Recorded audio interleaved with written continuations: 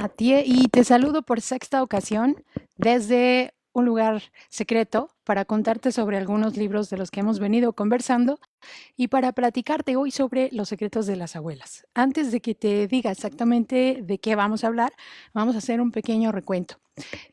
Como recuerdas, el día de ayer lo que nosotros hicimos fue pues analizar este libro que es maravilloso. En resumidas cuentas te diré que es de José Manuel Mateo. Bueno, puedes ver por ahí el link, te lo voy a dejar abajo. Y también de Javier Martínez Pedro. Y aquí estuve presentándote, además de la largura de este libro y la hermosura de este libro, estuve también diciéndote que era tan largo como nuestras memorias, ¿no? Y incluso más alto que yo si lo estirábamos. Es una edición bellísima. Pero mira, acá atrás, en este nuevo pizarrón que tengo, nosotros ya pudimos ver qué es lo que hemos estado viendo.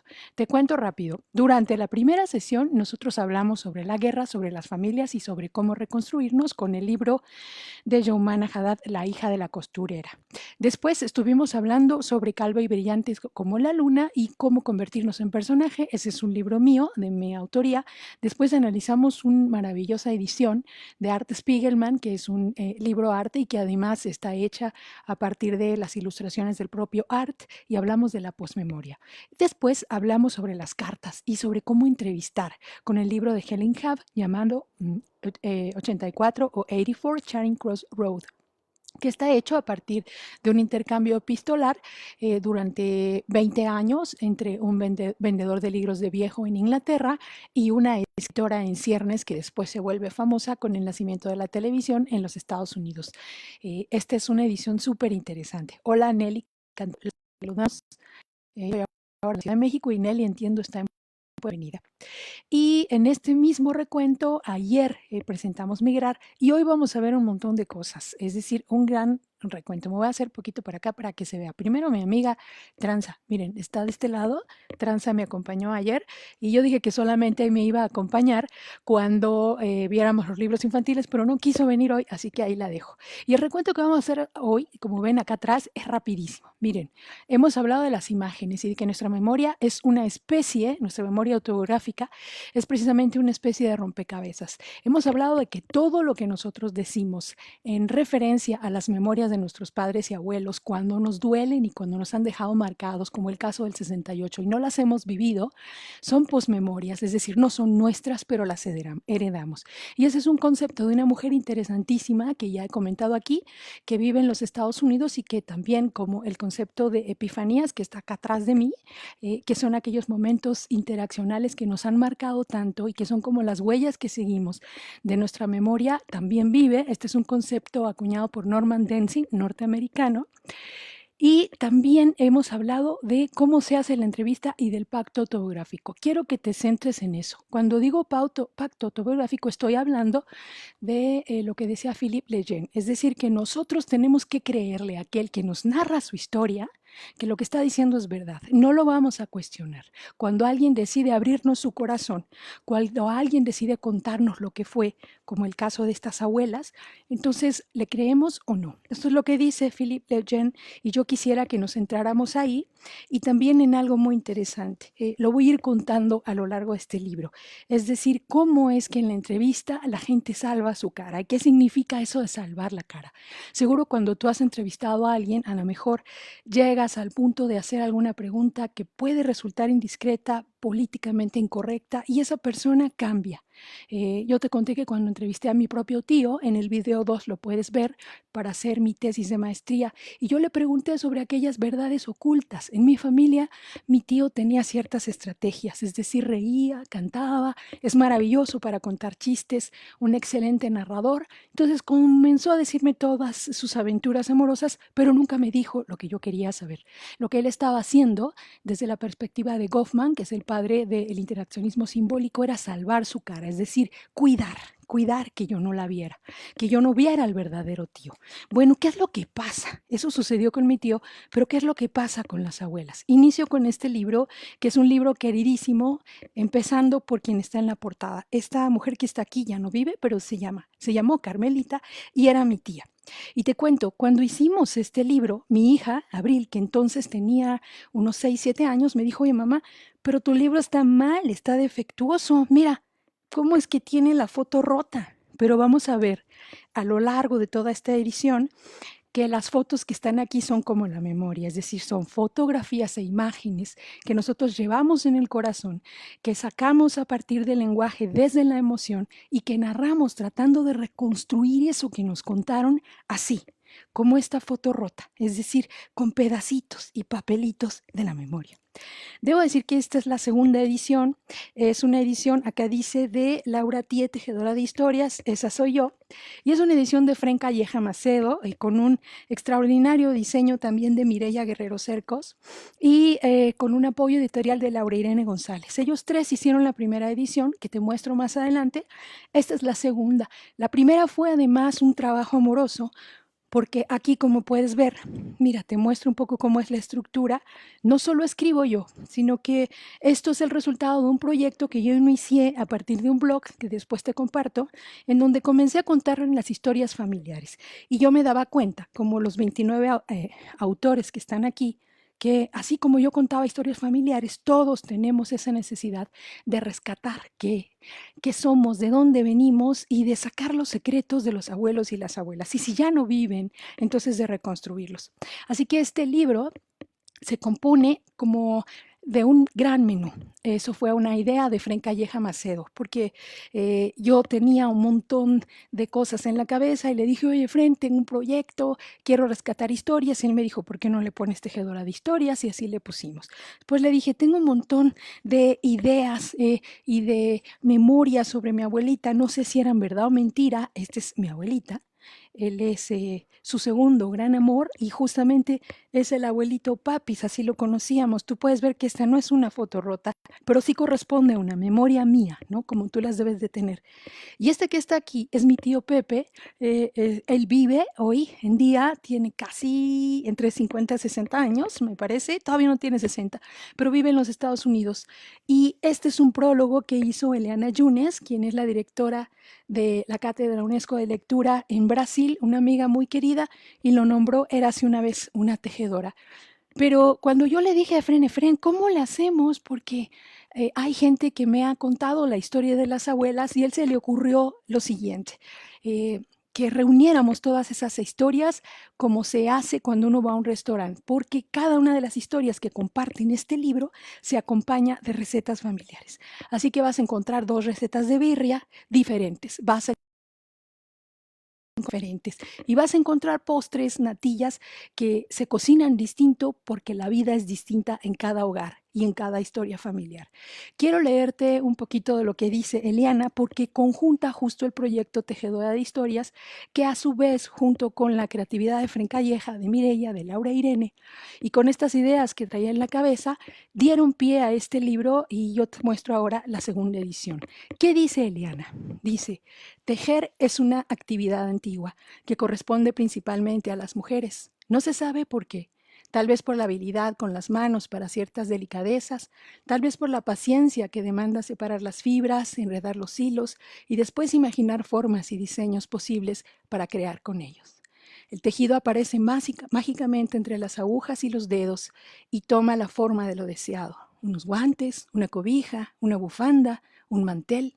Después, el milagro de los puntos cruzados da un lugar a un continuo que se antoja a la contemplación como un todo, como si estuviese ahí, desde siempre, creado así.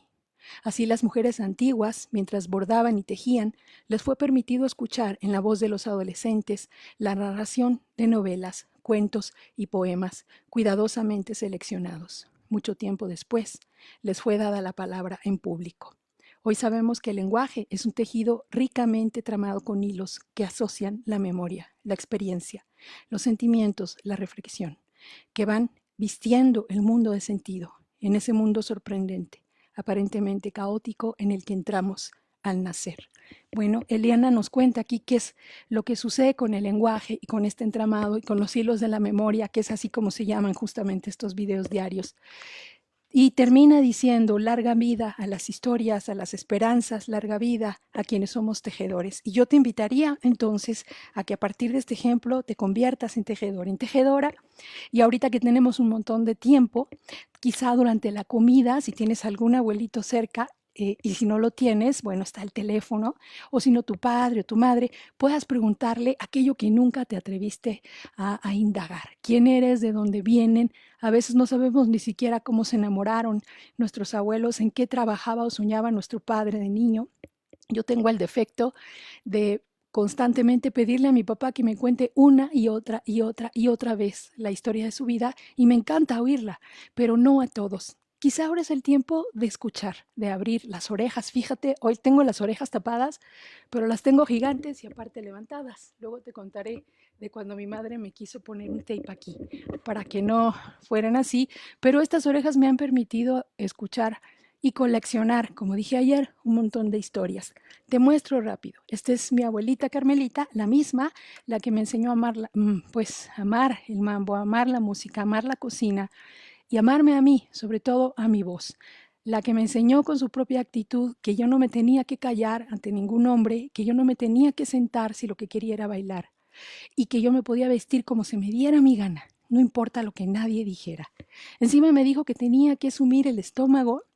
Mira, mientras te cuento esto podrás ver las 29 historias de abuelos y abuelas que conforman este libro y te sigo diciendo que mi abuela me dijo además que el ser coqueta y el amarse era una decisión propia, que siempre sumiera el estómago pero que no sumiera el corazón, que no sumiera mi voz y que cantara como ella lo hacía en el momento en que le placía. Mi abuela era una gran cocinera, mi familia está ligada a la migración y a la cocina, y entonces así fue la invitación.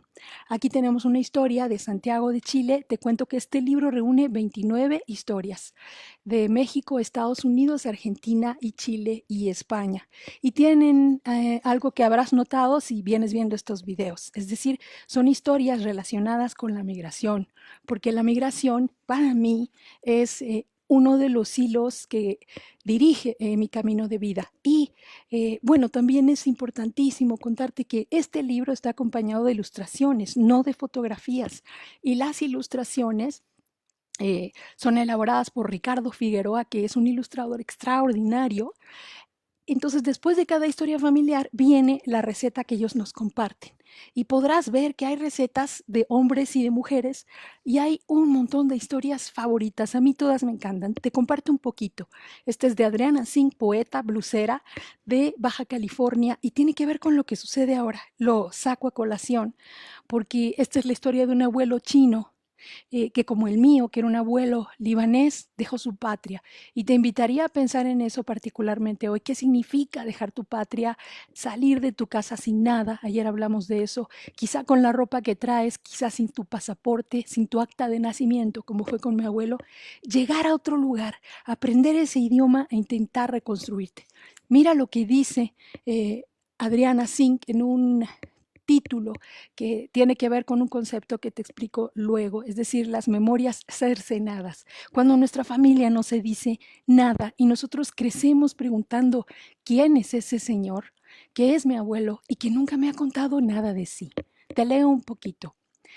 Mi abuelo es la desmemoria. Mi abuelo es un misterio. Es como un rompecabezas sin terminar. La salida falsa del laberinto del jardín. No hay documento alguno que compruebe su existencia.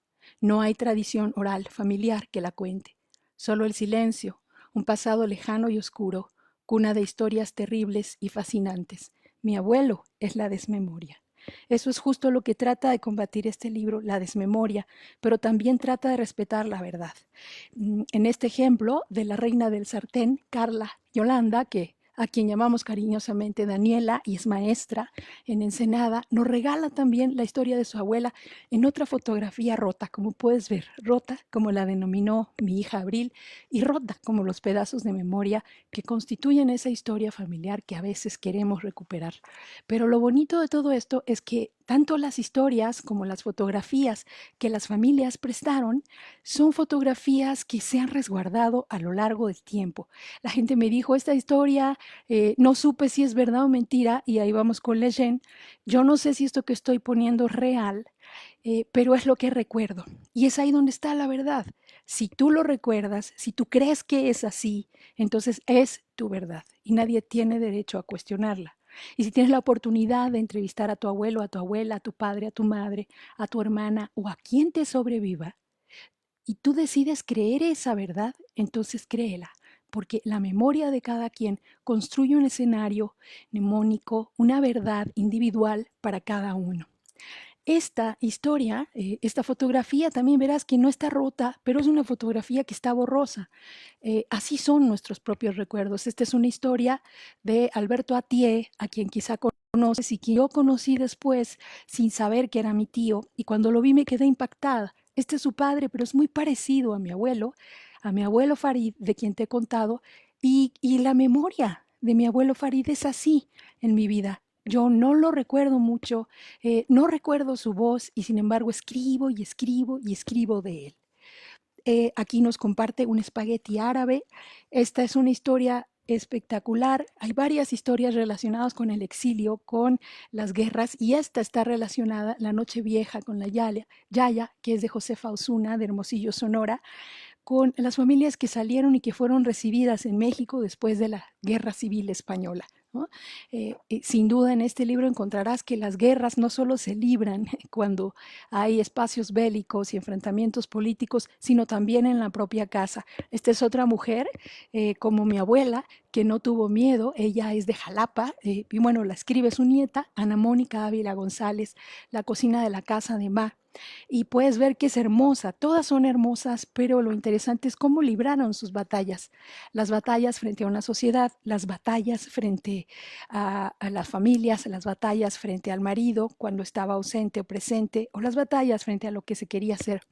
Esta la amo, como amo cada una de las historias, pero es de Jesús Adolfo Soto Curiel. Él es director de la Facultad de Ciencias Humanas, donde yo estudié hace muchísimo en Baja California, y me encanta porque narra lo que a veces sucede. He hablado aquí de Big Fish y de cómo creemos o no creemos en las historias fantásticas de nuestras familias y padres, pero en esta historia, en la historia de mi abuelo Jesús y su compadre Piporro, él cuenta cómo le dijeron desde niño, su abuelo, que Piporro, ese que veían en la tele, era amigo del abuelo, ¿no? Es lindísimo porque el abuelo juraba que Piporro era su amigo. Y cuando Adolfo tiene la oportunidad, muchos años después, una vez que su abuelo se ha ido a otra dimensión, de conocer a Piporro, le cuenta personalmente que él creyó toda su vida que era el mejor amigo y el compadre de ese abuelo.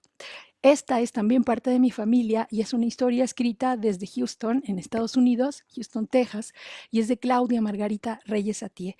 Y en esta historia está, bueno, mi tía, que ya no vive, la hermana mayor de mi padre, mi tía Alma, mi abuelita Margarita, a quien tampoco conocí muchísimo, pero recuerdo un poco más que mi abuelo Farid. Ella era esposa de mi abuelo Farid, un niño libanés que viajó en barco para buscar a su propio padre cuando no tenía ni siquiera 12 años de edad. Luego te cuento esa historia que es maravillosa.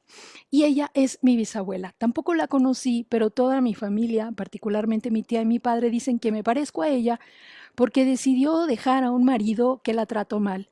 Tomó a su hija en brazos y se subió a los trenes de la revolución, pero no para ser Adelita, sino para ser comerciante.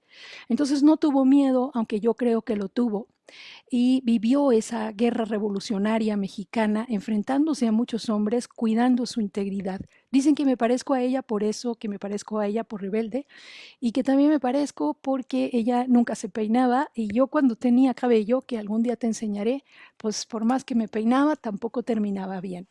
Pero es así como se va construyendo. Mira, mira cómo son rotas. Esta es una historia de Buenos Aires, de Cecilia Mata, y cómo esta vida rota representada, y no vida, en memoria rota representada a partir de la imagen de su abuela, que por cierto vino de Italia. Todas son historias de migración. Y ayer decía yo que migrar no es solo dejar el lugar amado, sino es también dejar al ser amado, dejar ir a un hijo, llegar a un nuevo trabajo o como ahora, migrar hacia el interior de nosotros mismos para encerrarnos durante ciertos días y descubrir lo que a veces no hemos querido ver. Mira, mira las fotografías. Esta es de Beatriz Ugalde y es también otra abuela fuera de época, así se llama, una mujer fuera de época y revolucionaria. Esta es una historia linda, se llama Consuelo soñaba que era pluma en el aire y tiene también que ver con las diferencias. Te voy a leer un poquito porque es de Aide Ramos Cadena, de la Ciudad de México, y es una fotografía, una imagen borrosa, como la que yo tengo de mi abuelo y como la que tenemos cuando no hemos podido preguntar nuestro origen. Mira qué lindo. Sentada en un banco, apoyaba su plato en el resquicio de la cocina donde comía mientras calentaba tortillas. Yo me preguntaba por qué mi abuela, teniendo ese comedor tan bonito, seguía comiendo en la cocina. Sus manos morenas lavaban los trastes, limpiaban la mesa y extendían unos coquetos manteles bordados. Colocaba uno para cada lado de los comensales. Sacaba del horno un refractario con espagueti al punto, horneado con queso, crema y jamón. Una sopita aguada iniciaba la comida y casi siempre el postre era un plátano. Sus manos se afanaban en prepararlo todo, ir a comprar al mercado, preparar con tiempo, lavar y planchar las servilletas para la mesa. Su labor fue siempre impecable, bien lavado, bien planchado, bien cosido, bien doblado, bien colgado. Todas esas cosas a las que solo ella era capaz de darle sentido con esa naturalidad. Ni qué decir del tiempo para preparar el platillo, aunque sus opciones eran variadas. Había una más aclamada con mole y pollo, picadillo y espaguetis. Mi abuela y yo tuvimos una conexión especial, pues me cuidó los primeros años de vida. A los 5 ella era un chilpayate, yo era su hija, tímida, noble y risueña, muy coqueta, como ella, que nunca olvidó que toda su vida se dedicó a ser sirvienta. Esta historia me encanta y está dedicada a la abuela Consuelo Sánchez, porque justo trata de descubrir aquello que no se nos quiso decir y qué significa el ejercicio de una profesión o el ejercicio de un don frente a las diferencias sociales hegemónicas y frente a lo que se supone debemos ser. Ella dice que su abuela llegó a la Ciudad de México en 1937, a la edad de 13 años, para trabajar como sirvienta. Dejó Veracruz porque ahí no tenía de qué vivir. Sus padres murieron muy jóvenes y se quedó con su hermana y su tía. Ella migró, como migró mi abuelo, ella enfrentó las diferencias como las enfrentó mi padre, quizá tu padre. Mi padre se dedicó a vender pollos mucho tiempo en el mercado de la Lagunilla y antier te contaba que por eso nosotras fuimos llamadas las hijas del pollero. Esta historia me gusta por eso, porque los hijos y los nietos y los bisnietos luego suelen cargar esas denominaciones y viven con esas etiquetas. Y a mí me gustaría que no etiquetáramos tanto a la gente y que lográramos ver el ser de cada uno, como lo logra ver Aide o como lo logró ver Ricardo. Esta es otra historia espectacular. Te la cuento rápido, pero no me vas a creer que esta mujer tiene su vestido de playa, lo juro. Este es el vestido de playa de esta abuela. Y es increíble porque en la parte de atrás tiene un ciclorama. Si has visto algunas películas de la década de los 50, 70 o más atrás, 30, por ejemplo, recuerdo esta película donde Tintán es ciclista y viene dándole a la bicicleta y atrás se le mueve el ciclorama y nos damos cuenta de que es falso lo que vemos atrás, pero la está sudando y todo. Pues es así. Este es un ciclorama y este es el vestido que ella usaba, esta abuela, cuya historia se nombra El recetario de ladrillo, que la escribe Ricardo Rivas Fonseca de la Ciudad de México y es espectacular. Dice, mi abuela Queta coleccionaba recetas de cocina. Las obtenía de su abuela, de su familia y de sus hermanos. Nació en Celaya, Guanajuato, el 15 de julio de 1898 y tuvo 13 hermanos. Su colección incluía carnes, sopas, postres. De las primeras destacó el lomo y la mostaza. De las segundas, los tallarines en salsa de aguacate. Y de los últimos, el flan de elote. Las recetas estaban muy bien hechas, atención, escritas a mano, usando plumillas, pinceles. Su escritura abarcaba todos los estilos, desde el trazo único hasta el garigoleado, pasando por el misal, credencial y título. Por esa razón, Queta mandó enmarcar las recetas y las colgó en su cuarto. Bueno, cuando terminas de leer esta historia, tú te imaginas dentro de la casa de Queta y te imaginas no viendo cuadros, no viendo fotos, no viendo pinturas. No, una casa que en lugar de ladrillos estaba tapizada de puras recetas. Y ella nos comparte, por cierto, una receta que yo hice y es deliciosa, el puré de camote con manzana y ciruela. Y así nos vamos. Esta historia de Doña Toña es una historia de Tezuitlán, Puebla, de Arcelia Serrano, sobre una gran tortillería, ¿no?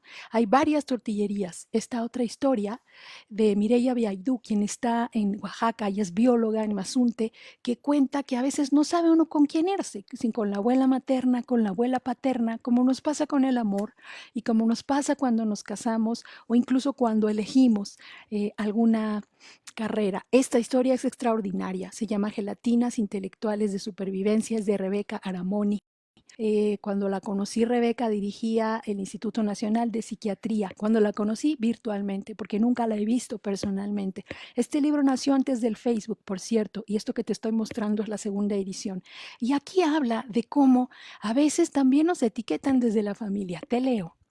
Mi abuela se llamaba Ana María Mas Pimentel, hija de Carmen Pimentel y del general Gustavo Mas, personaje por demás polémico. Era la mayor de 8 hermanos, 6 mujeres y 2 hombres. Su padre la obligaba a montar a caballo todas las mañanas y tocaba el piano, como 5 horas diarias. Fue una niña alegre, ingeniosa, inteligente, y le hacía honores y horrores a la hermana, sobre todo a las que no eran muy brillantes. De joven amaba la pistola y montaba a caballo como los hombres. Estudió filosofía y letras, más tarde psicología. Fue maestra fundadora de la Prepa 2, una mujer singular. Se casó con mi abuelo, Pedro Apolinar Serrano Rodríguez Vélez, español guapísimo, abogado, periodista, procurador de la reina. Después de contar todo esto, lo que nos dice Rebeca es como una mujer que luchó por ser espectacular, observa que tiene una nieta que no sirve más que para hacer gelatinas y otra nieta que es llena de talentos. Eso sucede a veces en nuestras familias. Esta es la historia de Abby, su Carmelita, de Dulce Corina Martínez Castelán, quien narra como Carmelita, una mujer que por cierto fue campeona de muchas cosas, incluyendo campeona deportiva, y además una mujer muy amorosa que falleció. Yo tuve oportunidad de conocerla sorpresivamente el año pasado. Y esta historia cuenta cómo alguien puede también ponerse shorts como la abuela que te voy a contar en adelante y puede salir así a la calle semidesnuda, porque así se consideraba en ciertos tiempos, como Pita. Es decir, Abby y Pita y muchas de las abuelas que aquí se narran fueron osadas, quizá fueron feministas y ni lo sabían. Pero mira, esta abuelita yo la conocí cuando presentamos la primera edición del libro y es de Sara Bakeler Corona, quien hoy es una investigadora especializada en cuestiones de cocina, por cierto, y la historia gastronómica. Y esta abuelita, que es la más atrevida de todo este libro, mira, los hot pants que tenía, imagínate lo que no le dirían en su tiempo, y además el garbo con el que trae esta ropa, porque es su ropa, fue en silla de ruedas a la presentación de la primera edición de este libro en Guadalajara, Jalisco. Y yo cierro ya mi presentación con mi abuela Carmen de nuevo. Esta es mi abuela Carmen, mira su boca de corazón, ¿no? Una mujer que amó a quien quiso, que hizo lo que quiso y que me enseñó que uno nunca debe arrepentirse de nada. Y bueno, por más doloroso que sea, Carmelita, como muchas de las abuelitas que están aquí, ya no está, pero sí vive en mi corazón y en mi memoria y en mis actos, porque es así como funciona la historia biográfica. Aunque hablemos aquí de autobiográfica, nuestra biografía no es tan propia, es de todos. Y en nuestra voz, como dice Mikhail Bakhtin, están las voces de todos los que nos han habitado. Nuestras historias, como las de aquí, son polifónicas y son también dialógicas, porque escribirme, escribirle a ella que ya no está, me hace sostener un diálogo noético. Es decir, yo evalúo lo que ella fue para mí y lo que fue en mi vida. Le puse mambo número 8 a mi historia porque mi abuelita justo me enseñó el mambo. Me enseñó a bailar mambo y cha-cha-cha y me enseñó a ponerme flores en la cabeza. Por eso las amo y por eso amo su imagen. Yo no te voy a leer esta historia porque así como compartí la historia de Calva y Brillante hace 2 semanas, mi segundo libro, voy a regalarte la historia de Carmelita. Voy a regalarte la historia del mambo número 8, ya con permiso de Fren Calleja Macedo, el editor.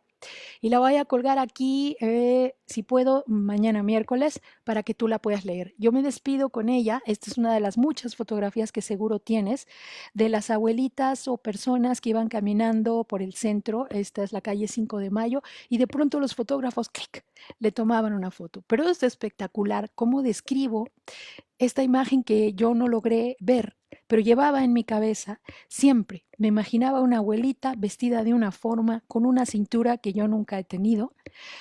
¿Por qué? Porque quizá vi esta foto hace mucho o quizá la imaginé. Con esto me despido. Esta es la segunda edición del libro de las abuelas. Te agradezco que hayas estado conmigo y yo te invito a lo siguiente, a que entrevistes a quienes están cerca de ti hoy, ahora, en este tiempo, y a que investigues y abras resquicios de esas memorias cercenadas, de eso que no te han querido contar y descubras de algo que vamos a hablar mañana. Te invito a que estés por acá mañana. Vamos a presentar este libro. Este es otro que para variar también tiene que ver con el Líbano y que para variar tiene que ver con estas memorias que nos han heredado. Mañana vamos a ver Bye Bye Babilonia, Beirut 1975-1979, de la ilustradora Lamia Siaide. Gracias por haber estado aquí. Si tienes alguna duda, pues escríbeme. Puedes hacerlo a la atie con doble A, T de Tito, H de huevo y de Isabel, laatie@lemmexico.com. Muchas gracias, gracias a todos, gracias a los conectados y abrazos, abrazos, abrazos.